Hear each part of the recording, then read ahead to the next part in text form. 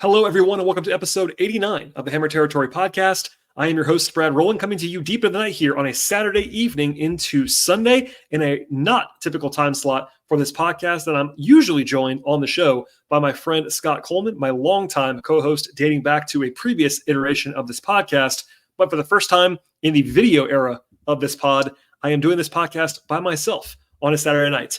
Forgive me for that. We wanted to make sure we got you some content after the game on Saturday, after a big day for the Braves and heading into Sunday. We are part, by the way, of the Foul Territory network of podcasts. We cover the Braves all year long here at Hammer Territory in comprehensive fashion. Day to day, we never stop. Please subscribe, rate, and review the podcast, as well as telling your friends, loved ones, people that you don't like, honestly. Tell anybody you know about this podcast and help us to spread the word about Hammer Territory. I should also plug at the top of the show that we did a podcast on Friday evening from my colleagues Sean Coleman and Stephen Tolbert, which they broke down what amounted to a perfect night for the Braves on Friday.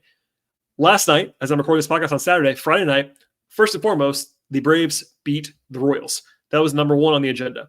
Then the Mets and Diamondbacks also lost, and the Royals managed to clinch a playoff spot even while losing, which was the least important result of the four games, but it also ensured that Kansas City has nothing left to play for as they play against the Braves this weekend. So I say all that. That was covered in depth by my guys last night. We fast forward to Saturday's game and Saturday's slate of games, and it was yet another perfect night for the Braves.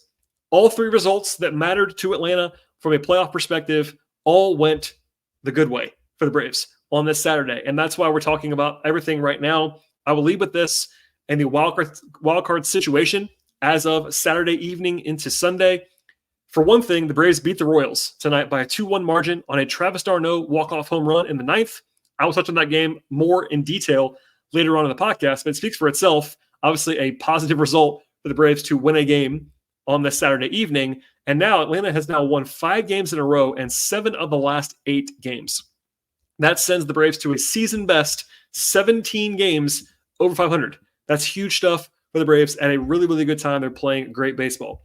Then the New York Mets lost both Friday and Saturday, courtesy of the wonderful Milwaukee Brewers. The Mets trailed 2-0 most of the game on Saturday, and then gave up 4 runs in the bottom of the 8th, lost 6-0. And look, I may not be calling Milwaukee wonderful in a few days if the Braves are facing them in a playoff series, but for now, the point stands. Shouts to the Brewers for taking care of business, and the Braves now lead the Mets by a full game in the standings. Then you have the Diamondbacks, who have lost 4 of the last 5 coming into Saturday, and that became 5 out of 6 on Saturday. It was 0-0 for 8 innings against the Padres for the Diamondbacks. Then the Padres hit 3 home runs in the 9th inning. Yes, 3 home runs in the 9th inning to put the Diamondbacks away. So all that said, here's where we stand as of Saturday night into Sunday. The Braves are 88-71, the Mets are 87-72, and the Diamondbacks are 88-73. So the Braves have a full game lead on both the Mets and the Diamondbacks. And here is the kicker. If the Braves win on Sunday or the Diamondbacks lose on Sunday, that's an or. One of the two, magic number of 1 between the Braves and the Diamondbacks. If that happens, the Braves clinch a postseason berth. Part of why that's the case is that the Braves have every tiebreaker edge that they possibly can have here against the Mets and Diamondbacks. And even if the Braves were to lose tomorrow and have a 72nd loss this season, and Arizona loss would have them have 74 losses, and that means even if the Braves had to play 2 games on Monday, lose them both, they would still be in the playoff field. So there are lots of questions, and I assure you that no one has the final answers as I'm recording this podcast. I've been trying to find all of the stuff that's going on here. Major League Baseball has not said anything about scenarios that might cause them to just cancel Monday's doubleheader altogether. But the big thing is, if the Braves win on Sunday, as of now, this is definitely the case. If the Braves win on Sunday or the Diamondbacks lose, the Braves are in. They still might have to play on Monday. We will not have that full word until Sunday evening, unfortunately, for everybody involved. But this whole time, since basically the division got away from the Braves a while ago, has been, can Atlanta get to the playoffs? Can they get there? And there were times I came on this podcast with Scott. There was literally pretty much 1, maybe 2 days in which I actually thought the Braves were more likely to miss the playoffs than to make it. That definitely happened in the last couple of weeks. And then everything has broken right for the Braves the last few days. Now, knock on wood, all those things, I understand that. We are all crossing our fingers, all that fun stuff. But back-to-back days have literally gone as well as they could have gone for the Braves in the standings. 4 games all swung perfectly on Friday. 3 games swung perfectly on Saturday. And, of course, at the top of that is the Braves winning baseball games. So the percentages are what they are at this point in time. The Braves, I never, ever, ever, ever assume anything until it's done. So I'm sure there'll be a lot of celebrating right now around Braves country. I get it. The chances of the Braves making the playoffs are so much higher than they were just a few days ago. But nothing is assured. The Braves have to still play baseball on Sunday. They are probably going to have to play baseball on Monday, at least potentially play baseball on Monday. There is seeding up for grabs if the Braves happen to care about that. I don't know if they do. They probably don't on some level. But getting in is the big thing, and the Braves control their own destiny here. They were not always insured of doing that. I mean, I guess they were on some level the last few days, but because of the way things broke with the Mets and the Diamondbacks on Friday and Saturday, it could not be clearer for the Braves. Win on Sunday, they are in, and we'll touch on later on in the podcast their pitching plan or lack thereof, at least in the public as of right now. We'll also get into the game that actually happened on Saturday with my notes from that one, but I wanted to lead with the big picture. The Braves are in a commanding position now in the wild card race with at least one more game to go, maybe as many as 3 games to go, and we'll have more coming up in a second. First, though, a word from our partners on today's podcast. All right, before we dive into the Sunday look ahead, the Braves did play a game on Saturday that's worth analyzing on some level, and we'll get to the late game hero in Travis d'Arnaud in a second, but I want to begin with Reynaldo Lopez. So he is really the biggest story as far as the on-field product. Obviously, the playoff race is the biggest story in the aggregate. But Lopez has not pitched in 18 days. He went on the IL with right shoulder inflammation. We found out yesterday he was going to pitch today. And spoiler alert, he was fantastic. 6 innings, 2 hits, 1 run, no walks, huge there, and 9 strikeouts. Even the run that he allowed came on 2 singles and a double play. So it wasn't as if he got hit hard really at all in this one. For reference, our friends over at StatCast, at Baseball Savant, had the Royals putting up a 139 expected batting average for their batted balls in this game. That's for the full game, but a lot of that was Reynaldo. He was very, very good in this game. And crucially, he looked the part as far as his stuff is concerned. Obviously, shoulder stuff is concerning. Any arm issues are concerning for a pitcher. But he averaged 96.2 miles an hour with the fastball. He reached 99 miles an hour with the fastball and basically looked to be 0 concerns. Like, he was upbeat after the game. Obviously, you don't know until he kind of recovers after this first start back, but he looked fantastic. Got 16 whiffs in the start. The slider was excellent in this one, and he looked fresh. He looked good. And Reynaldo now has a 2.00 ERA for the season. Look, the peripheral numbers are not quite as good as that, but we've been saying it all year long. It's worth acknowledging one more time right now. Lopez has been a godsend. It was a great signing. Even if that's all they got was this year, he would already have returned value on that contract. Great to have him back.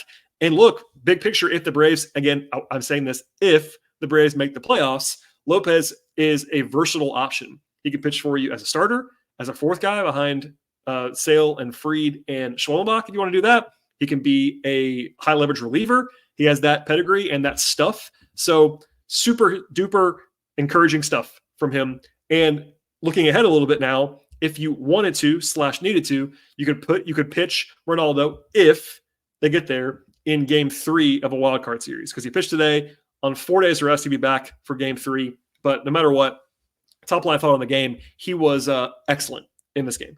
The bullpen did his job with 3 scoreless innings. It was a little bit dicey around Pierce Johnson in the 7th.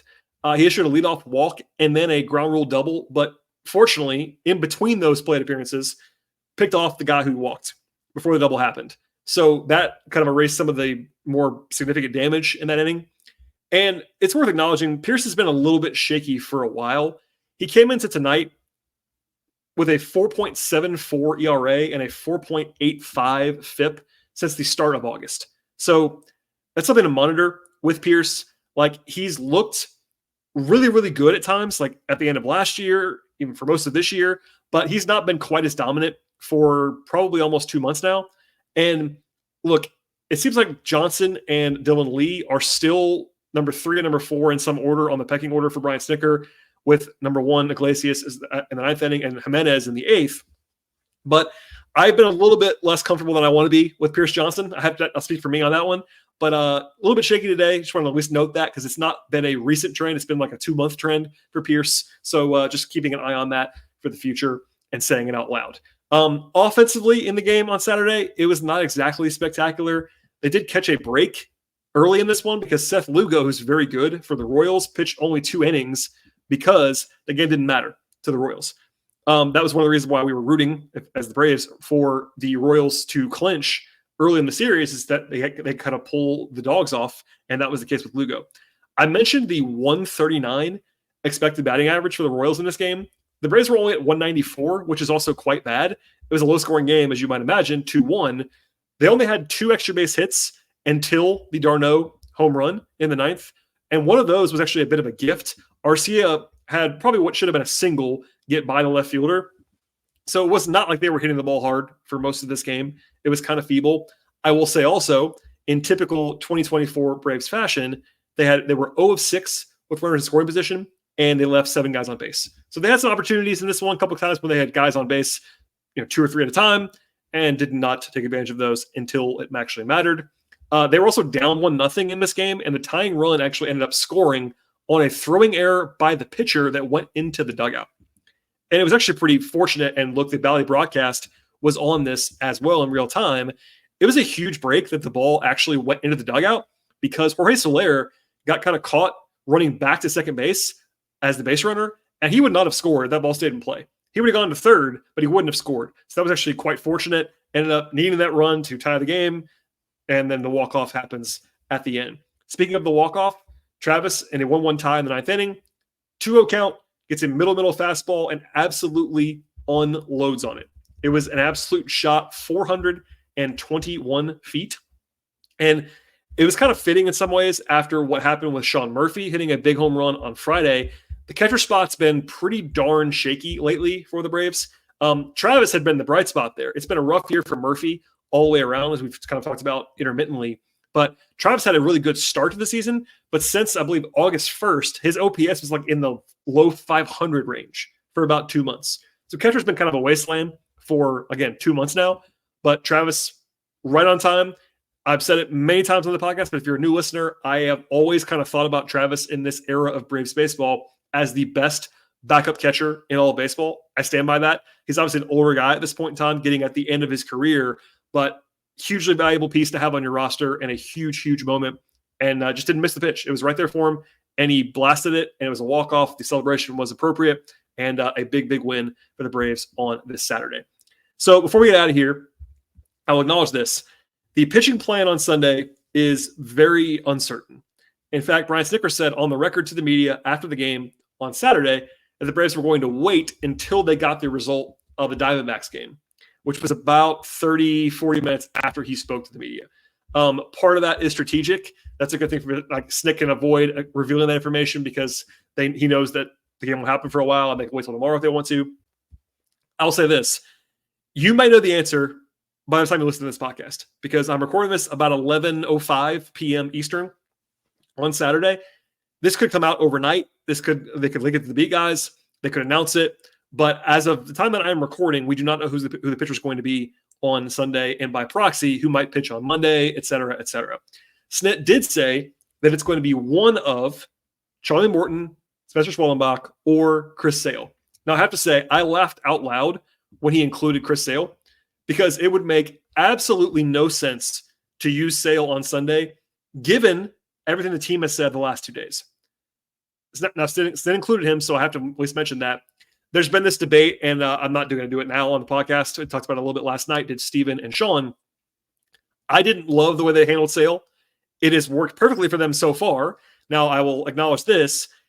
The Braves couldn't possibly know that the Mets and Diamondbacks would both lose on Friday and Saturday. That makes the plan look smarter, but they were holding Sale out, at least according to what's been leaked, what's been said on the record, for a must-win scenario, basically. Sunday is not a must-win scenario at this point in time. So if they pitch him, it'll be very inconsistent. I don't know why they would, but they did say that. Again, I haven't loved it, but it's also worked out well, so I'm definitely admitting that. Free was fantastic last night. Reynaldo looked good tonight. And if they're trying to get it to where Sale is just going to not have to pitch at all, until game 1 of the wildcard series, they are almost all the way there. Not all the way yet, but they're certainly almost all the way there. So there's a debate happening online right now about whether it would make more sense to use Charlie or Spencer. I don't have a huge, strong feeling on that one. I will say this, as resident Charlie Morton guy, this could be, if he pitches Sunday, it's probably going to be his last start of the season, or at least could be, because the Braves, I think, are viewing him as their 5th guy right now. Given the way that Reynaldo looked in this game, in particular, healthy, plus the way that Spencer's pitched, and of course the top 2 in Sale and Fried, you don't generally need 5 starters in the playoffs. You generally use 3.5 or 4. And Charlie might be 5th. So that might come into play. Maybe he throws it Sunday. That'll be his last outing. We don't really know. But they could also use him as a piggyback alongside Reynaldo, for instance, if they want to have Reynaldo or Spencer be on a little bit of a shorter leash. Those guys have more high on stuff than Charlie does, but Charlie might start. There's all kinds of stuff that we'll unpack later on if the Braves make the playoffs. Again, if they make the playoffs. But I expect to see either Spencer or Charlie on Sunday. Sale will surprise me, but Stitt did include him, so I always want to say that out loud.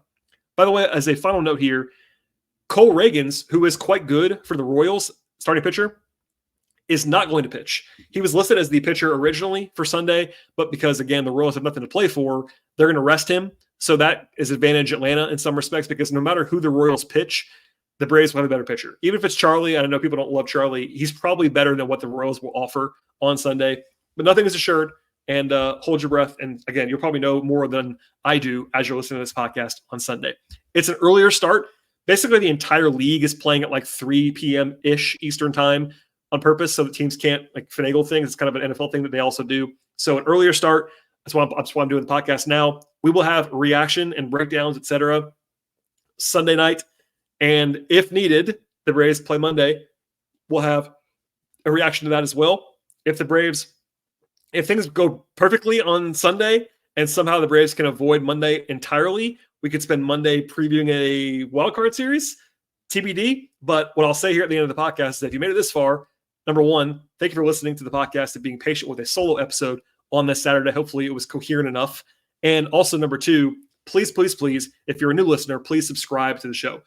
I would say 95% of the time, there are at least 2 of us on the podcast, not a ton of solo work, but this is a special kind of one-off bonus show on a Saturday night. But myself, Scott Coleman, Sean Coleman, no relation, and Stephen Tolbert, we are here all year long. Please go ahead and subscribe on Apple, on Spotify. If you are watching on YouTube, we are now on video some of the time, not always, but some of the time on video on that platform. Please like the show as you're watching it, and please subscribe on that platform as well. And last thing, please tell your friends. I know there are lots of Braves fans around the entire Southeast and the entire country, honestly, that are longtime Braves fans that may not have found us yet after we changed over. It's still a relatively new endeavor for this season at Foul Territory. So please go ahead and subscribe. Tell your friends. I really appreciate all of that.